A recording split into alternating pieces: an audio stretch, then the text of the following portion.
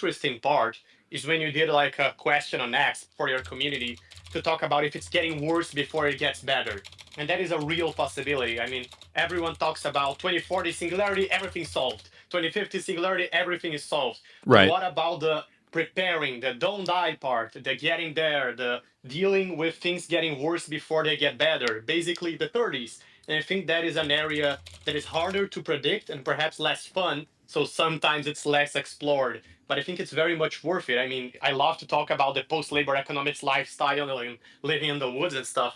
But I Yeah. mean, if we can achieve longevity, escape velocity, and live for thousands or hundreds of years peacefully, I mean, imagine the effort that we should be willing to take to put in the next 10 years to get there. I Oh mean, it's yeah. so important. Yeah, absolutely. So, long story short, you're right that getting from here to there, because we can imagine a better future. It's pretty easy. Technology solves a bunch of problems. There's no law of physics that says we can't live in a hyper abundant future of some kind, that we can't live in peace and perfect health, those sorts of things. There's no laws of physics that violates. However, there's the human factor, right? And that's really what you and other people are concerned about, which is how bad is it going to get, or what's going to break between here and now. And we've got a lot of historical precedent for this. So, one example is, as Europe was becoming more sophisticated, there was a lot of tension between the old way, the old guard, which was the monarchists and the religious hegemony, and then you had the Republicans, the people who wanted democracy, and let them eat cake, and that didn't really work out that well. And so they had the French Revolution, which was in part economics and in part based on the changes that were happening. Then it happened again in the Industrial Revolutions, not quite war, but basically with the rapid industrialization, a smog-covered London, children getting, maimed and disfigured by factories that were not safe, people living in absolute squalor.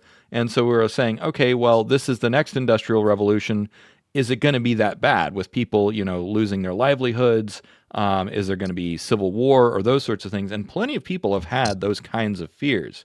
Now, and so what I want to say is all of that is still in the cards. All of that is still possible. The question is how likely and what can we do to avoid those things. Now, there's a few major differences this time around that are going to make it a little bit better for us in terms of our odds. And number one is communication.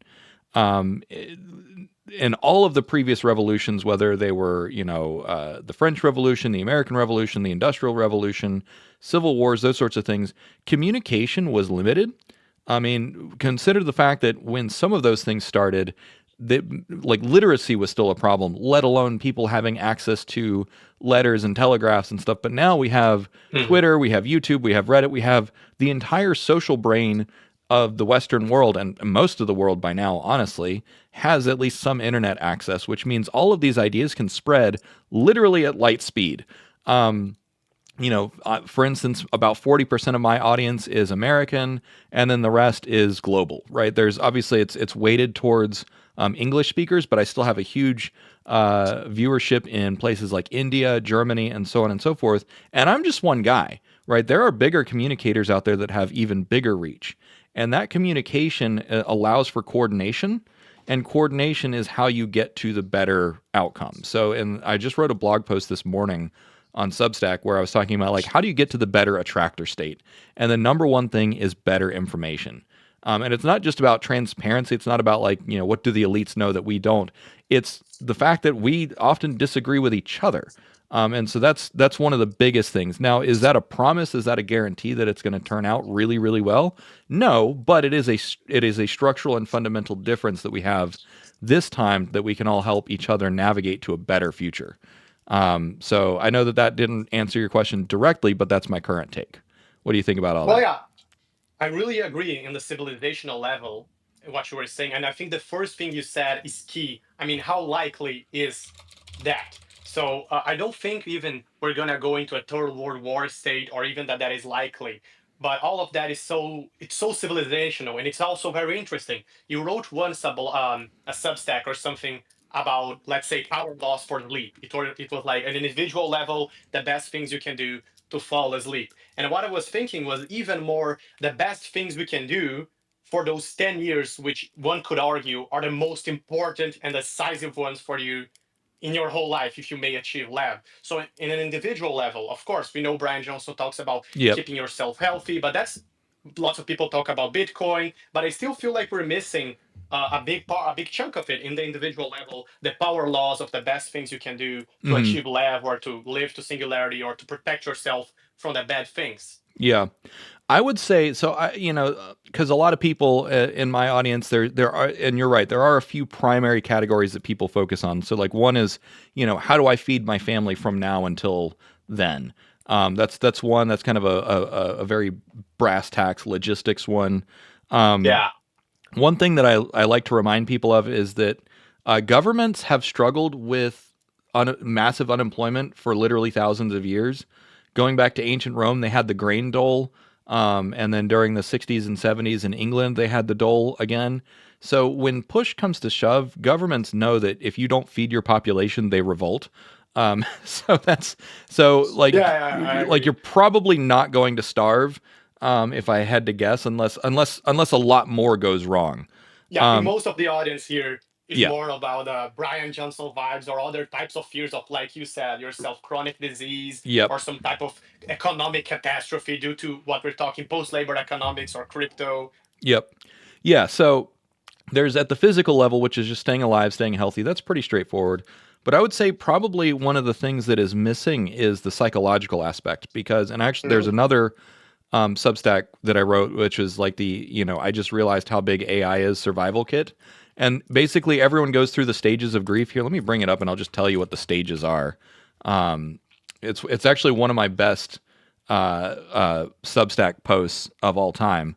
It's like number 5 or 6. So there's a few phases of what you go through. So number one is ontological shock. So that's pretty much probably. If I had to guess, everyone who's listening has already had this phase where it's just like, wait, everything is about to change, right? So you had that wake up call, and Mhm. maybe you went into denial for a little bit, and that's actually phase two, which is just like, I can't handle this. I'm just gonna say that it's fake, it's imaginary, and I still get people in the comments on some of my videos saying you're delusional. AGI is centuries away, and I'm like, based on what data, dude? Like, what rock are you trying to hide under? Right, and so then that leads to level three, which is anger, which is people trying to shoot the messenger, like Dave, you're delusional. How dare you tell me that AI is coming and it's going to fix everything? And it's just like it's this weird paradoxical thing where people they don't even want to hope. They actually get angry at the idea that hope is possible, or rather than reacting to the hope, they say, "Oh, great, this is another thing that's just going to kill everyone." Right. So that's level three, which is the Mhm. the anger. Then level four is bargaining, or phase four, whatever, bargaining. So that's where like, oh, it's just a stochastic parrot, or it's mimicking human speech. It just pretends to have intelligence. It's just simulating intelligence. And I'm like, dude, your brain is just simulating intelligence too. What's the difference? Next is existential dread. So that's the depression phase. That's where it's like, well, there's nothing I can do about it. It's just going to be bad, or I have no power, or whatever. And Mm. then number six, phase six, is acceptance and hope, which is you get used to it, you get used to the new normal, and you start to see possibilities. And then number seven is processing and integration, which is, hey, you know what? This actually isn't so bad. My identity has been updated, my worldview has been updated. Let's get back to work. So does that help everyone? No, but like that's the process that pretty much everyone goes through at some point. And that's like the psychological like emergency, break glass kit that I wrote over on Substack. Here, let me post it on. I'll post it on the X tweet, or the post, and then I'll post it in the chat over on YouTube real quick. If you guys want to check that out, give me just a second. Excuse me. Phew. I had a big breakfast. Okay. Yeah, those are great questions. There's a few people stacked up, so I'm gonna let you go, Augusto. Thanks for those great Yeah, yeah, questions. of course. All Very happy right. to talk to you. Yeah, you too, man. See you around. All right. Let's see. I think Creedle and William, you've been waiting for a while. So Creedle, alien dude. I don't know what your preferred. Um, do aliens even have pronouns? Alien Vakil. Hey, hey, What's up? hey, David.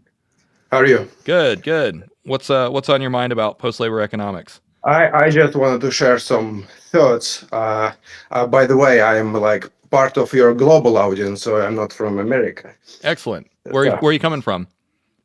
I'm from Russia, but I live in Europe right now. Okay. So Excellent. I just wanted to share some thoughts. So I think that people, I think they're not scared to lose their jobs. They just can't imagine this transition from like current world to post-labor economics. So like they can't like mentally imagine how they can move from like working their full-time job to something that is not the kind of is not describable yet Right. how it could look like, right? What are your thoughts about it? Yeah. So it's kind of like I don't know what it is in Russia or whatever European country you're in right now, but in America we have private health insurance, and there's a point to this story, I promise.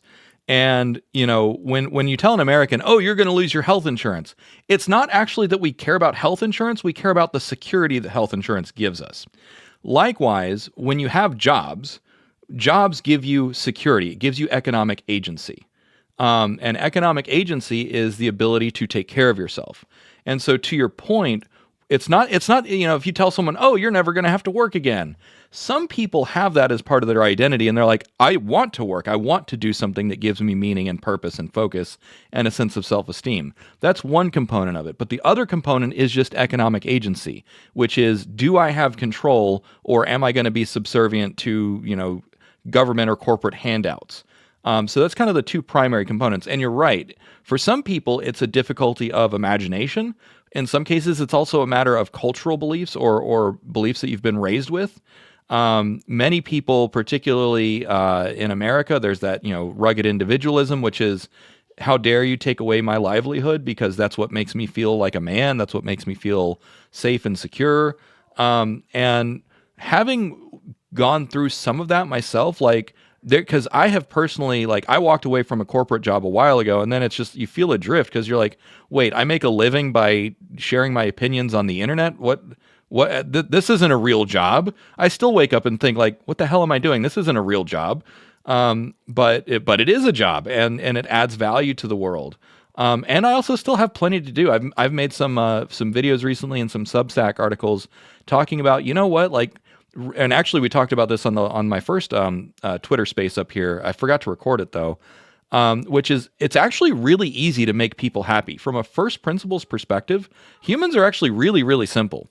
You need good food, good sleep, some time outside, a tribe, and some hobbies. If everyone had all that, then like you would be perfectly happy. But you know what? Another thing that is needed is that sense of security. So, what do you think about all that? Does that land? Does that resonate? Yeah, I think I agree with this. So I also think that maybe there is like more like psychological issue. So like people like used to live this way how they used to be, you know. Yep. So like they can't imagine different worlds. So like they born in the world that they should go work or do other stuff. So yeah, I agree. So I think we need to educate people about like the transition itself, how it would look like, how Yeah. it's possible to live in such a world. But You. I think another issue is like you mentioned, like the book, like status games. I think Yep. people need to know what game they should play in this world. No. Yeah. Yeah. No. I mean, so there's a couple problems. So one, it's difficult to or to predict, excuse me, exactly what the transition is going to be like for every individual. For me, I kind of stumbled ahead. I didn't. It was not my plan to like become a content creator and YouTuber and you know, like public whatever, public intellectual. But like, I hope that this job sticks around, and I think that I've made the transition. I don't know. But on the other hand, for kind of some of the other components that you're talking about, like more the brass tacks and those sorts of things, it will be very different for individuals, um, in terms of what do you actually do. And then I've also tried to make some videos to help people imagine what life will be like, because that's, I think what you're getting at the like big picture is just, what is your lifestyle going to be like after the fact, right? Like, what are you going to do on a day to day basis? And sometimes it's just like, it's like, is it going to be like being retired? And there's been lots of examples, different cultures throughout time and history, different classes. So like, put it this way: the aristocracy of ancient Rome, ancient Greece, all the way up through medieval Europe. There's always been what's called a leisure class, which is people that don't need to work for money. And in fact, in ancient Sparta, if you were a member of the aristocracy, you were not allowed to have a job. You were legally forbidden from having a job. What did they do? They debated, they did poetry and dancing and hunting, and they were soldiers, right? Yeah, but this time is different. Right. We're not. Yeah, we're not You going to go you pick up some can soldiers or some shields. Yeah. Go ahead. yeah you can debate with or make poetry, but with the AI will do much better poetry, be much better warrior, be much better Yeah. everything. Yeah, Yeah. you know. No, that's true. Well, and this is why I emphasize how important it is to have a tribe, is because like here's an example. Like my wife and I, we actually met at a local sci-fi writing group. And we're still members of this group, and it doesn't matter. Like eventually you learn to do stuff just for its own sake. Even if the machine can do it better, or even if someone else can do it better than you. This goes to another article that I wrote called "The River and the Garden," which is right now everyone lives life like it's a river. You rush from one place to another. You've got narrow controls where it's like, you've got this life course that's laid out. You go to school, you graduate school and you get a job, and then you get married and you settle down and you have kids, and then you save for retirement, and the kids grow up and go to college, and then you go to retirement, and then you go die. Right? That's the river that we're on right now. But when you flip that around and say, well, what if we're not going to die? Like, what if we achieve indefinite lifespan, and you've got a life expectancy of 200 years, and of course in that 200 years we're going to advance technology even further. I will be a space explorer in this case. Exactly right. And so you're going to have plenty of time to do whatever you want, but then it takes a different orientation towards your life. And so, when I had this realization, it's like I take the dogs to the park not because there's any point to it, but because it feels good and it's a great thing to do. And it's interesting, the more time you have in front of you, the more you live day to day. That's the biggest thing that I've noticed for myself is like I don't really think about tomorrow or next week or next year anymore. I just think about what am I doing today? What do I need to do right now? And that's that garden mentality. Does that make sense to you? Yeah, thank you, Dave. Thank you. Excellent. Thanks for coming up and asking questions. All right. Let's see. I'm gonna check on the YouTube comments real quick, see if anyone's been tagging me. So over on YouTube, if you want a question, make sure you tag me directly because it'll highlight it. I don't see any questions directly for me, so let's see who's next over here. All right. William, I think you've been waiting the longest. Let's get you up.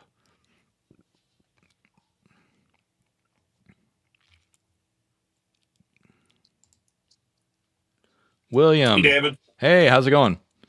Good, man. Big fan of your content. Keep up with you. I think you have some amazing ideas. Glad you're getting your foot back in it. So Yeah, my thank my you. question is kind of twofold. So uh I guess my first question that came to mind is like, even if I can like go to Home Depot and there's like, we'll say the materials science exponentially changes and I can buy a house for $1,000 or something. Like that's great. But does that change anything to do with like in the society that we live in, the kind of like the ultra capitalist consolidation of wealth? Does that still maintain its trajectory that it's Mm, on now? yeah. And then, second question, Okay. completely different, is do you think that, because like I know you're a history buff, you look back at like pre-dynastic Egypt and you look at the great civil projects that they did, like, the pyramids, and those people weren't slaves. We know that from excavating the sites around the pyramids. They had food, they had beer, they had families. They were seemingly there of their own volition. So if we get to the point where we have what we need, are there leaders that can inspire us to do new great civil works projects that just transcend time? Yeah. All right. So I just took a couple notes to keep track of that. So the first one I'll tackle Sure. is the concentration of wealth one. So, like, yeah, one of the best pieces of fiction to tackle this is Altered Carbon, which is it was a book and then it was adapted to a Netflix series. And it was only one book, which is why the second season of Altered Carbon was absolute garbage. So basically, it's one season and just ignore the second season. Now, one of the things that they explore in this show is, okay, let's just take Earth on its current trajectory, and let's just imagine that we figure out longevity escape velocity. Well, instead of dynastic families where you inherit money, what if the billionaires just keep collecting money forever? Right? Because once you get enough money, as they say, it takes money to make money, and also the more power you have, the more power you have to change the game to favor you, right? So you just keep winning. Now the question then becomes, okay, is that inevitable? Certainly, with the way things work right now, that is actually kind of the explicit policy of capitalism, specifically neoliberalism, which is the idea is that if kind of one of the underpinning theories is that people who are good at making money should be given more privileges so that they can go do more with that money. And I'm not saying I agree with that. That's just the underpinning theory, that's Sure. why people like Elon Musk and other people end up with so much money and so much privileges, and it's rules for thee and not for me, because the idea is, well, there's a whole bunch of stuff that wouldn't exist without Bill Gates and Jeff Bezos and Elon Musk and Mark Zuckerberg. So you reward people, right? That's the carrot and stick theory, which is it's much easier if you create an incentive structure that rewards those kinds of risks. There's a phenomenal book called Why Nations Fail, and I recommend everyone read it. If you're interested in post-labor economics, read that book, because it basically spells out all the different ways that nations throughout history have either resisted change or leaned into it, and also the different kinds of democratic policies that are required for that to happen. So long story short, if I had to guess, there will probably always be wealth inequality at some level. The question is, what is the optimal amount of wealth inequality for society to balance things like innovation and progress versus, civil entitlements and quality of life? Another thing, though, is in the long arc of history, though, technology is ultimately one of the best ways to increase quality of life. You ask 100 people, would you like to live today or go back 2,000 years? 99 out of 100 people will say, I would still rather be alive today, just because the piddly casual technology that I have access to still makes life better and easier than it was 2,000 years ago, or so on and so forth.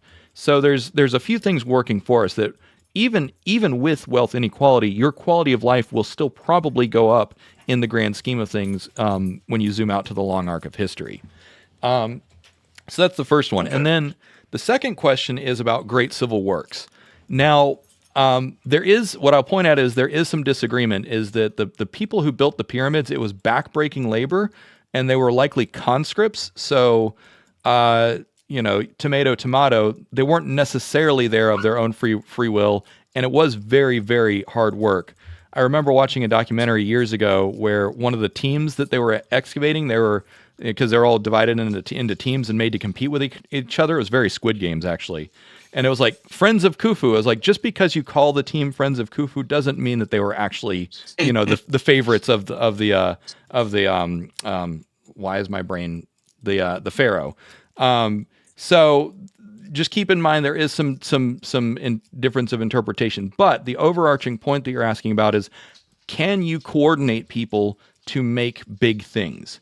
Right now, back then, 5,000 years ago in ancient Egypt, and even up through today, if you want to do something big, it usually has to circle around a cult of personality.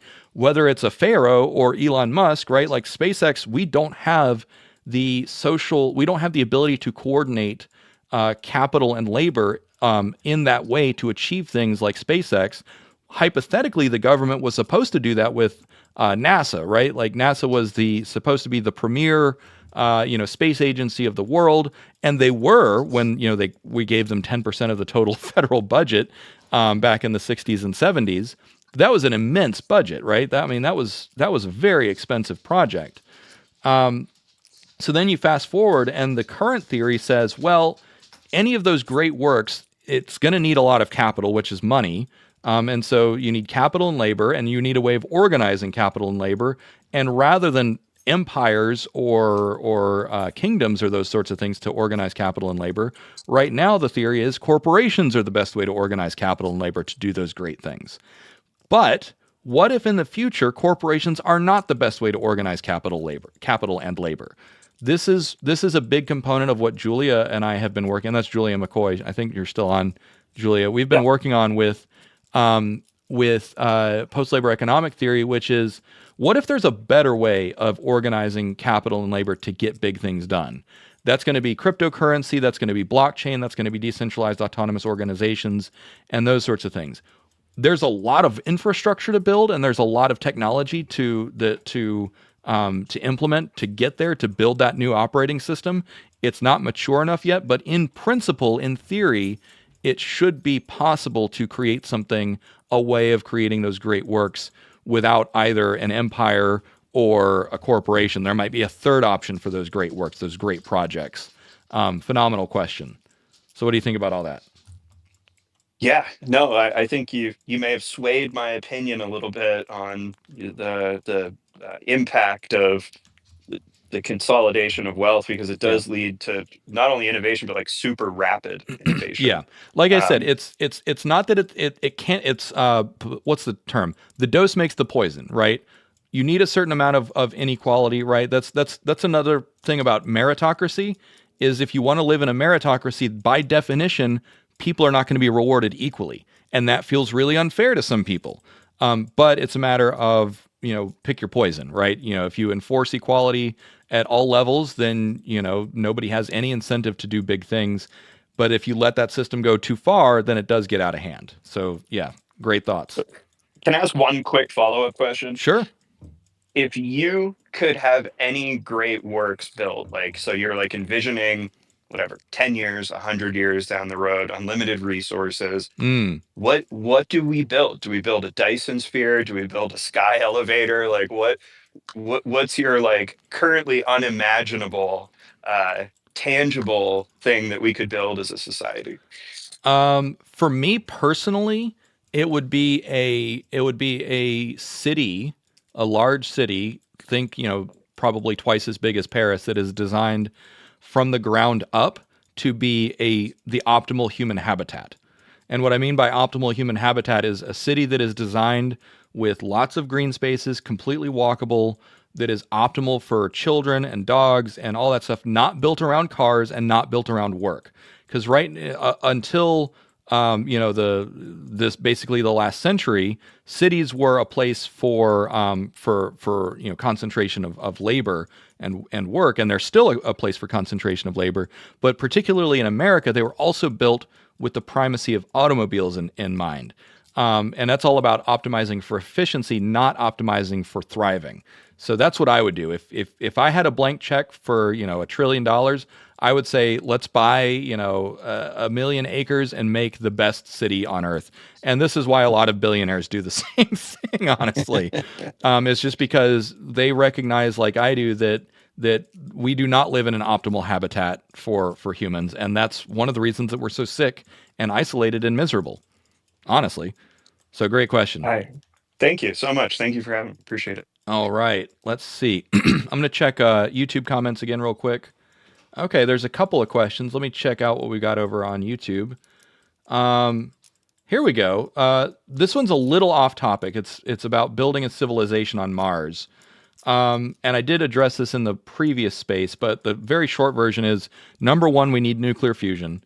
That's the only source of energy that is eminently possible, that would be dense enough to make Mars habitable, because you need stuff like oxygen recycling and indoor agriculture, and you need a lot of heavy equipment to make habitats.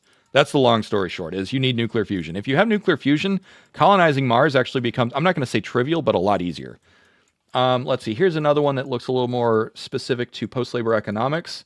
So we'll answer this one on YouTube, and then we'll go back over to X. What happens to the economy if automation allows production to be personally owned, like everyone has their own everything printer? That'll happen eventually, I think. or at least mostly. But the thing is you'll still get economies of scale. So just the way that physics and engineering works is that it's often better still if you mass produce some things. Now, with that being said, local sourcing and shorter supply lines and the ability to manufacture things closer, that also makes sense from a first principles, because the energy it takes to move products, goods, and services around, that's a really big consideration. Will everyone have an everything printer? I don't think so, but what I do think is that instead of Amazon having warehouses, like your local Amazon, mega factory will be the everything producer, and it'll produce everything that you need, like within a 500-mile radius. That's just a possibility. It still might not be the most efficient thing, but you will get more personally customizable stuff. So good question. All right, let me hop back over to the space. All right. Let's see who's been waiting the longest. Wow, there's a bunch of people who want to talk. All right. Well, I know that Jamie and Eric Waffles have been waiting, so let me get Eric.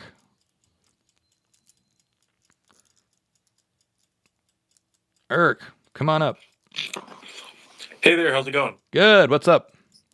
So, I really like the sound of all this. Sounds really cool. Yeah. But one thing from like the point of getting from our current economic status to post-labor economics, I can't see somebody like a Donald Trump or any other president really getting behind the idea of let's stop working. I'm curious what the transition period is going to be like, because I don't see, because like I feel like a lot of presidents are kind of marketers, like Oh yeah.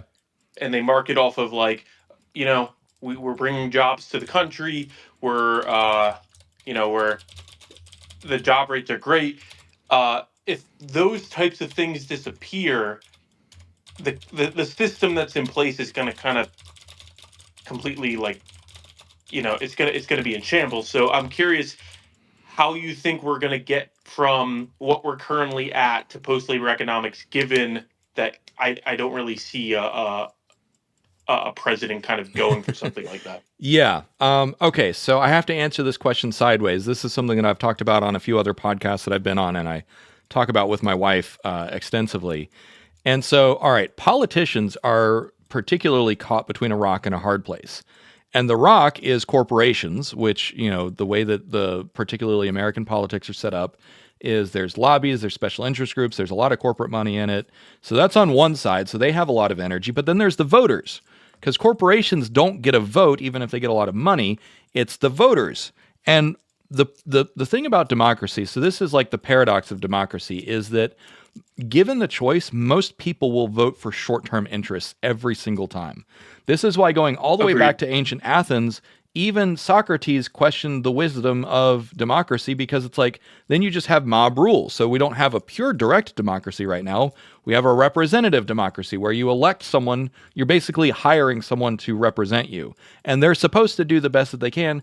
But even politicians, and it doesn't matter if a politician is going to get reelected or needs to get reelected, they're going to do stuff that is going to basically increase their chances of electability. This goes back to incentive structures. So will a president ever come out and say, we're going to destroy all jobs? No, that would be political suicide. This is why J.D. Vance, the vice president right now, went to the Paris conference, and he said, AI is not dangerous, it's an opportunity. It's going to create more jobs. It's like, yeah, okay, sure. But the thing is you have to maintain that narrative. So this is all rhetoric, this is all narrative, and you have to maintain that position, because if you want to get voted, if you want to have the popularity, you have to say those things to make the voters happy. Meanwhile, corporations have a profit motive to get rid of humans, to get rid of employees. Why? Because humans are dumb, slow, and expensive. We get hurt, and we require HR, and we require, and we'll sue our companies every now and then. Robots don't do any of that. So robots and AI are just far more economically feasible and viable from a corporate perspective. The optimal number of employees, if you're putting it on a spreadsheet, the optimal number of employees for a company is 0, because they're dumb, slow, and expensive. You only hire as many humans as you absolutely need, which is why companies are always going through layoffs. That's why they're always trying to trim the fat. And that's what Right. Elon Musk and Trump are doing right now with the government. They're firing everyone that they possibly can. So you're Okay. pretty much never going to have a politician flat out say we're going to destroy all jobs, not until there's a viable alternative and people and the will of the people says, you know what, I'm actually done working. I want something else. I want, just to retire on UBI or those sorts of things. But you have a lot of status quo thinking in the meantime. Good question. That makes sense. That makes sense. I feel like it's going to be like status quo. Then we're going to have like stipends, like kind of like how we had during COVID, and then it's Yep. going to slowly be like, okay, guys, the truth is that jobs aren't coming back. It's going to be um, we're in a new phase, and we need to figure out a new incentive structure. Yep. So that makes sense. All right, thank you very much. Yeah, thank you. Great question. All right. K to macro. I think you've been waiting for a while, and then Jamie, I think you're up next.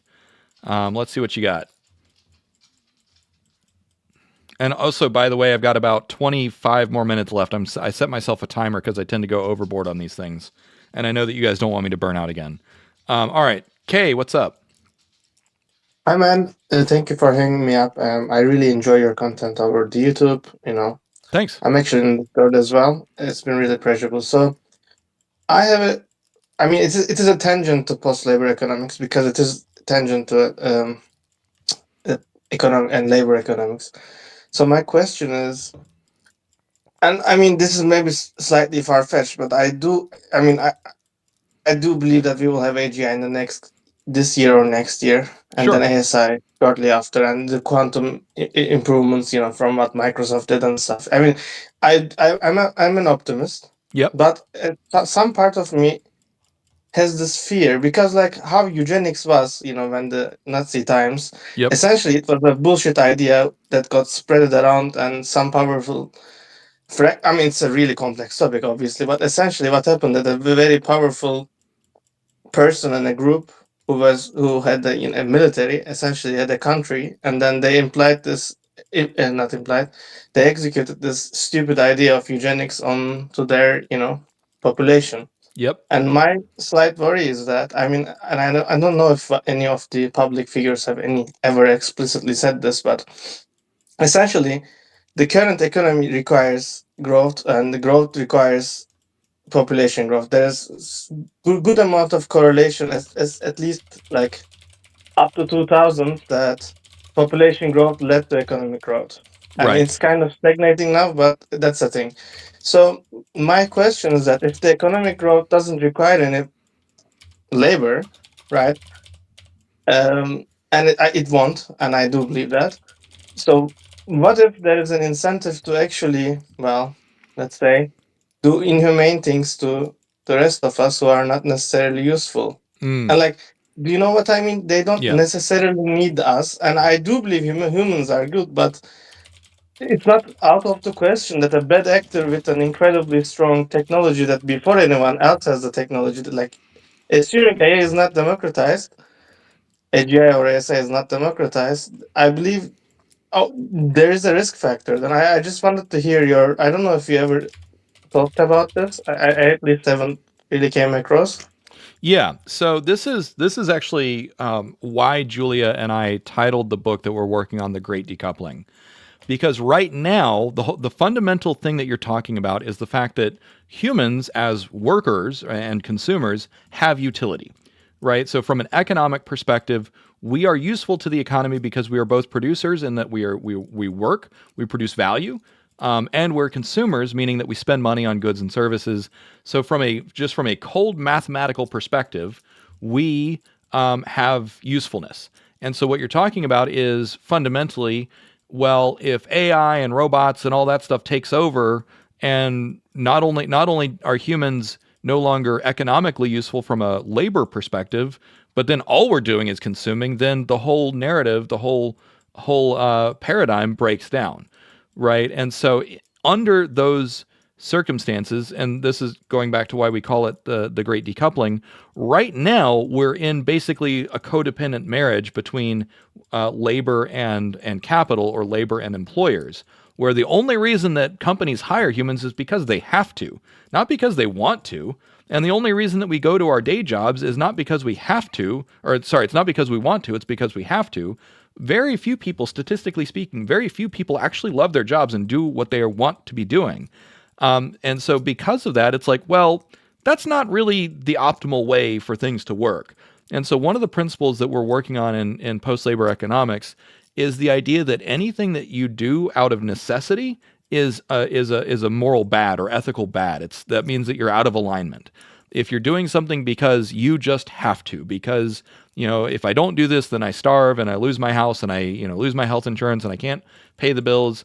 That means that we are not in our final form. That means that we're not getting to where we need to be.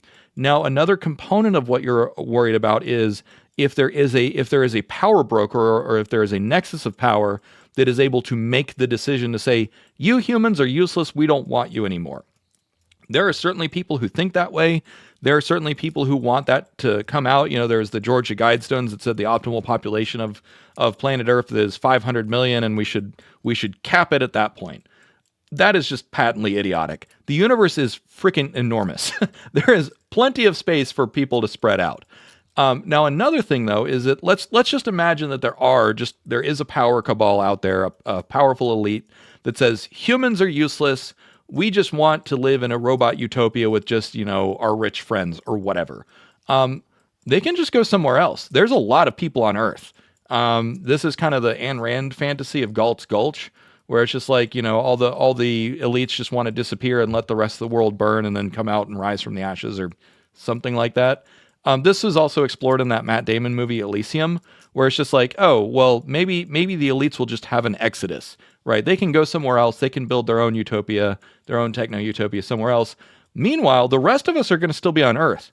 Even if we had warp drive tomorrow, like, you're not going to get everyone off planet Earth. So then, well, what's left? We have a whole planet to ourselves.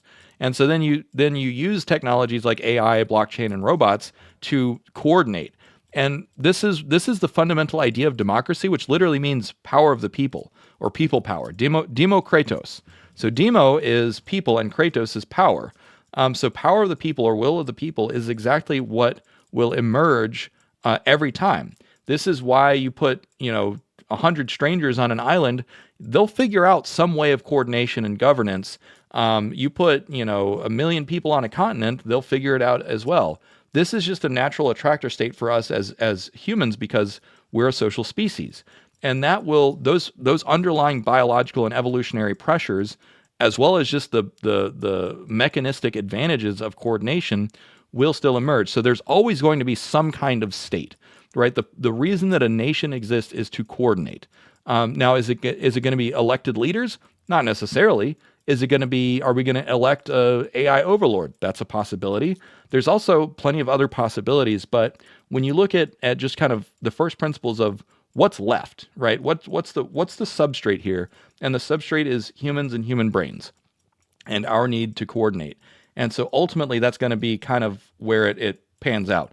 Every time technology has shifted, governance has also shifted. But at the same time, like, the more it changes, the more it stays the same. Like, American government or Western democracy is still mostly inspired by ancient Athens and ancient Rome. And we're still using paper ballots, right? Like, so we have some opportunities to upgrade the democratic operating system. But just because one group of people finds most people to be useless doesn't mean that they're going to eradicate us. And by the way, I think the same logic applies to AI. Like, if there is a super intelligence that wants to leave, like, there's not really much reason to do a scorched earth policy. So, good question. What do you think about all that? Thank you. I appreciate it. I mean, it does make sense, but I also kind of feel like AI democratization is a prerequisite to make sure no bad actor is, like, the power is not concentrated in one bad actor, like what Yep. happened in Europe with Hitler, basically. Yeah, I mean, But thank you. who controls the narrative is important, and that's why open source, I think, is one of the most important policies right now. So, thanks for everything. Thank you. All right, let's see. I've got about 15 minutes left, so we'll do one or two more. Jamie, I know you've been waiting for a while, and then I think Alchemist and Jonathan are probably last. All right, let's see what we got.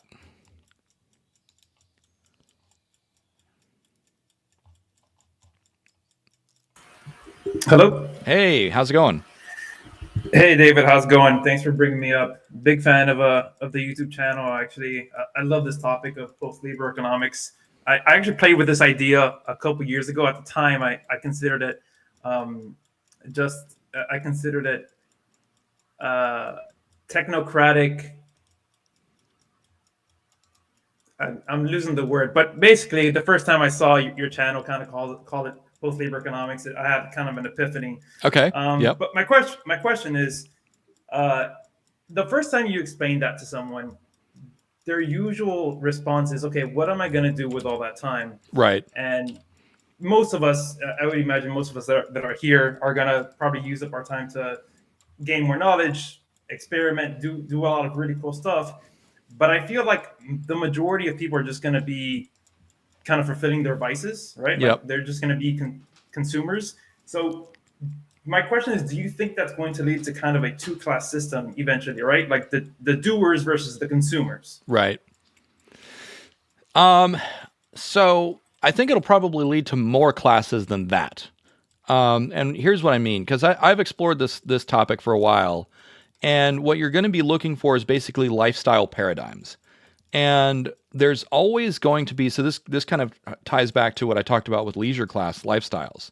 So there's always been in every society, there's always been a rung of society that didn't need to like work. And so like one of the most popular shows that explores this is Bridgerton. Now Bridgerton is of course fictitious, but it's kind of a parody of the fact that there have been classes of people that they had nothing better to do than go to parties and have drama. There's going to be plenty of people that's all that they do, right? Is, it's all about he said, she said, relationships and who gets invited to what parties and that sort of thing. That is the human primate social operating system, like just operating without any other constraints. And so will people do that? Absolutely. Are there going to be people who just live like it's Jersey Shore forever and keeping up with the Kardashians forever? Absolutely. And you know what? If that makes them happy, if their mind and body and heart are into that and it fulfills them, by all means. There's plenty of other classes of people though, like people who pick a different status game or get biochemical rewards, intrinsic rewards from other things. For me personally, I get a lot of rewards from writing and just having my writing and my thoughts get seen by the public. That's why I'm on YouTube. That's why I'm on Substack. And so for me, that's like kind of the thing that I do for my social status. But that's not a whole lifestyle either, though. And it does go back to what I was talking about earlier, which is from a first principles perspective, we are very simple animals, right? Like you give people a few hobbies, a few good friends, a decent place to live. Most people will be perfectly happy with that. And whether they just watch video games or watch sports, play video games, drink some beers with friends. Sure, I think that people will probably get bored eventually. Some will, not everyone, but some will get bored, and then you're going to want more challenge. And so there's a few different theories for this. So one is self-determination theory, which says that people want connection, mastery, and autonomy are the three baseline like psychological drives. So, okay, so mastery is like you want to get good at something, right? Like, why do people play Dark Souls and other games that frustrate the hell out of you?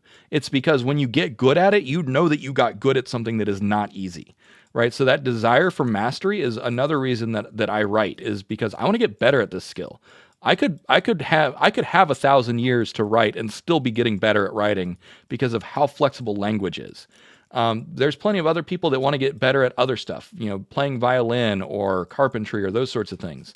So mastery, autonomy, and connection and of course, that's just one psychological theory. A lot of people like Maslow's hierarchy. I think that Maslow's hierarchy is not as useful as SDT, but it's certainly more famous. I know there's a lot of people that are also big fans of spiral dynamics, but spiral dynamics is also not prescriptive. It doesn't say these are the primary things that you want in life, just as a human animal. So yeah, I hope that answers your question, but the point is like, yeah, there's a lot of biochemical rewards. Oh, and some people might refer to Yuval Noah Harari, who said that serotonin is the only reason that people do things, which is wrong. Like, someone please hit that guy over the head with a book of neuroscience. Serotonin is only one neurotransmitter, but if you want to talk about motivation, dopamine is a better one. So anyways, and even though biochemical rewards are part of it, that's not the only reason that we do stuff. I mean, people actually get a lot more fulfillment out of stuff that makes us miserable, right? Like, why do people go on ultra marathons? Why do people go up Mount Everest? Right? Like, you don't get much dopamine from Mount Everest, right? That's 6 months of preparing and training and being miserable. So there's a lot more to it than just basic biochemical rewards. It's a very, very big, complex topic. Big book I would recommend is The Status Game by Will Storr, and then another one is Liquid Rain by Tim Reutman, I think.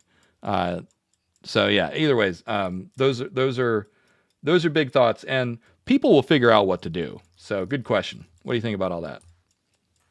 Yeah, that makes a lot of sense. The only other thing I'd mention is I overheard on a podcast with Rob Paul. He was kind of stating that he knows a lot of billionaires that are anticipating a lot of human needs being met, and one of the biggest things that he anticipates there being a lack of is a sense of belonging. Mm-hmm. Kind of looking for that tribe sense. So a lot of these billionaires are investing in sports teams and things where people can get that artificial sense of belonging, and that might lead on. It's kind of like marrying tribalism with capitalism. Yeah. That's another idea that I think might surge a lot over the next couple of years. Yeah, I mean, so artificial tribes like that, like certainly there's lots of people that love sports teams, but what people really need to be happy is to live with an extended family.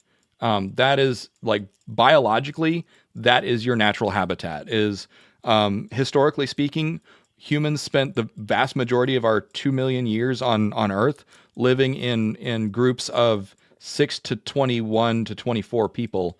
That is the optimal tribal unit that makes humans the happiest. And very few cultures still live that way. But the times that I have lived that way, and the people that I've talked to that have lived that way, like that is what you really need to get back to for optimal human happiness. Absolutely.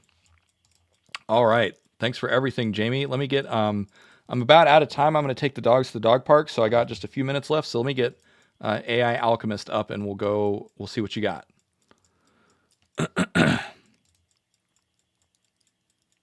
do. Let's see if he comes up. He might have walked away. Might be AFK. Do. Give him Are you looking for Alchemist? Yeah, it might have jumped off. Oh, This is me. Hey, All right, there you thank go. you. Okay. Awesome. Thanks for taking my request. As most of you here, I'm really into disruptive technology, AI, but a lot of others. But one of the ones that I have the most concern about, and like the technologist Tony Seba talks a lot about it, but precision fermentation and lab-grown meats. I know we've used precision fermentation since like the 70s, and it's used in a lot of makeup. Okay. But replacing our food supply with that is a different thing entirely. And probably my biggest concern with that isn't that we can necessarily replace the proteins, but like the ruminants and the micronutrients that come from ruminant animals and all of that, that might be something that's unaccounted for with all these labs making milk, and like they're already making milk in Europe with this process and selling it, for example. But Right. there's lab grown meats in other cases too that they're starting to develop, like ground meats, I think, are even being sold in some places. But do you have much concern there? I don't know if you've really looked into it much, but do you think that AI can perhaps like account for that micronutrient imbalance in that fermentation process going forward? Yeah, well, so first I'll say it sounds like you know a lot more about this topic than I do. So what I'm gonna pre-frame everything that I say with this is an educated guess. So there's a few dimensions that I would look. So number one is kind of always looking at it from like the supply side and demand side. So on the supply side, the question is, can you make a food that is equal or better than, let's say organic food, right? Like you go slaughter a cow or a chicken, and it gives you a complete protein and all the micronutrients and a bunch of other stuff in the right ratios that gives you exactly what you need to be healthy, right? And this is, people like Brian Johnson and other people, people argue over like whether a vegan diet or carnivore diet is best. Personally, I think that, we're omnivores, and the closer you eat to nature, so not necessarily keto, but more like a paleo diet.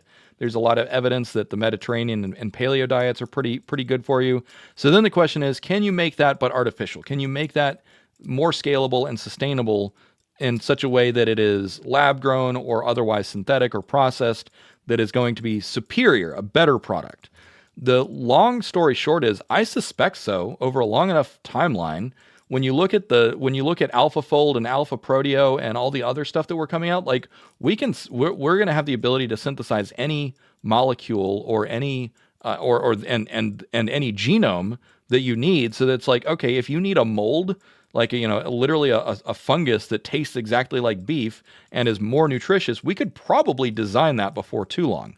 Now, the other side of that, though, is, can you change the human body? And so what I mean there is, can we make a gene mod for your liver that makes it so that you can synthesize any micronutrient that you're not otherwise getting? And one example that immediately comes to mind is, what is it? I think, what is it, dogs or chimps? Anyways, we are one of the few mammals, I think, that does not synthesize vitamin C. And it's like, well, why not? Maybe we didn't have to because our diet was so rich in vitamin C, we genetically forgot how to. But there's no reason that you couldn't make a modified liver or pancreas that just synthesizes the vitamin C that you need.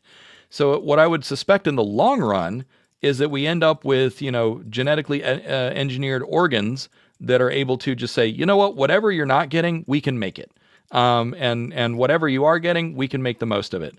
Obviously, you can't do like full alchemy, like transmute some iron molecules into selenium. So you'll probably still need those trace minerals, but that's easy enough to supplement. But beyond that, like, it's all hydrocarbons, right? Like, it's hydrogen, carbon, oxygen, some nitrogen, a few other molecules in there, some magnesium and phosphorus. And I know I'm dramatically oversimplifying biochemistry, but my point is that the raw building blocks are pretty easy to come across. The rest is just chemistry. And between genetically engineering food sources and genetically engineering ourselves, I'm sure we can come up with a pretty solid approach. What do you think about all that? Does that make sense to you? Yeah, that definitely makes sense. And thank you for the aside about allowing the human body to synthesize Yeah. certain nutrients as well. Because I didn't really think about that, but obviously, like, you get to the point that you can start getting people with like diabetes the ability to create insulin again. Of course, Right. you can get them to create all kinds of other things that you didn't even account for previously. So yeah, that sounds great. Yep, absolutely. And honestly, it might be easier than you think, because it might be a matter of creating transgenic microbiomes for your gut, right? Where you just take a probiotic that synthesizes the stuff that you need.